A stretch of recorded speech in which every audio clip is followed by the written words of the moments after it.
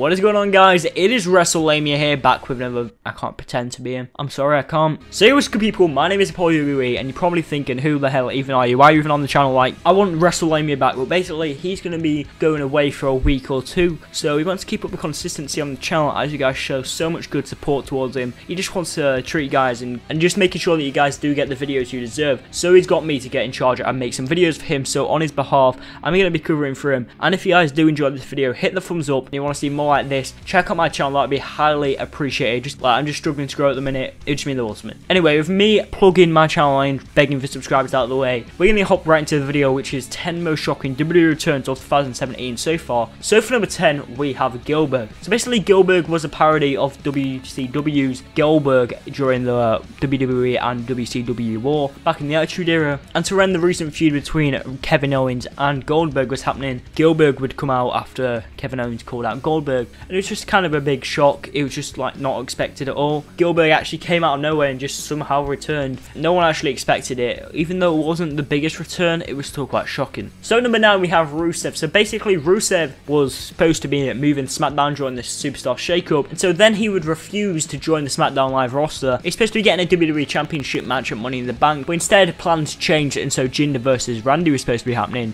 So after begging a couple times, he just randomly returned on Independence Day episode of SmackDown, where he built a storyline with John Cena, and they had their match last night in a flag match where Cena would win. And he did deserve that WWE Championship match. I don't know why that didn't actually happen. So for number 8, we have The Rock, and you're probably thinking, what are you on about? The Rock, we haven't seen him in 2017. Basically, The Rock actually returned after Raw went off the air, and he was filming for the Page movie. So before he actually started recording, the crowd was chanting CM Punk all night. So The Rock had the idea of completely scrapping all of the plans, and he went ahead and called CM Punk, but he went to voicemail, but he still left a message with 15,000 people chanting CM Punk. So for number 7, we have Braun Strowman. So Braun Strowman had a match with Roman Reigns where he was supposed to be getting injured, and he was supposed to be out for 6 months. He returned in 2 weeks. It was just a massive shock. It was kind of expected that he would come back earlier, but that early I didn't really expect it, and I don't think many people did. Then after his return, he would set up an ambulance match with Roman Reigns to continue their feud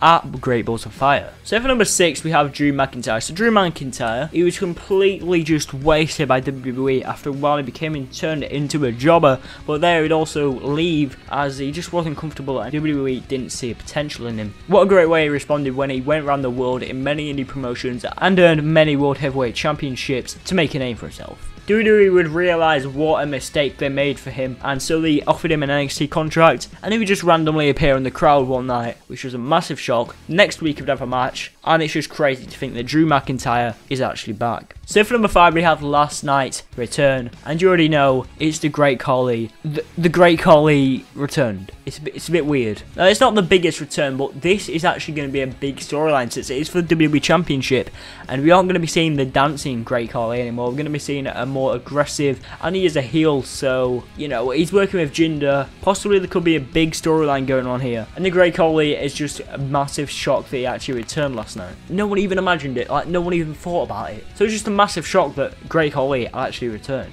So for number 4, we have Finn Balor. Finn Balor, he had a horrible injury. After winning the Universal Championship, he would be injured and he would go out for a couple months, but then he would later return on a live event. But that isn't the big return, because later on at Raw, Seth Rollins had to find a tag team partner, and that tag team partner would be none other than Finn Balor returning to Raw after a couple months. The crowd reaction was amazing. The crowd was so pumped to see him. So for number 3, we have Undertaker. Yes, Undertaker. Now I know we see Undertaker every WrestleMania, but he did actually appear on Raw out of nowhere. But Brock Lesnar would go to the ring and Goldberg would be staring at him, and out of nowhere the bell for Undertaker's theme would hit and Undertaker would appear in the ring and just stare at him. This would set up a nice storyline for Royal Rumble where Undertaker would eliminate Goldberg. Now at number 2, we have Kurt Angle. I'm not talking about the return when he was put into the Hall of Fame. I'm talking about the return on the Raw after Mania where he would be announced as the Raw General Manager, and it would be a massive shock where the crowd go amazing. And for number 1, you know it had to be the Hardy Boys. Jeff and Matt Hardy, after so many years, they were back.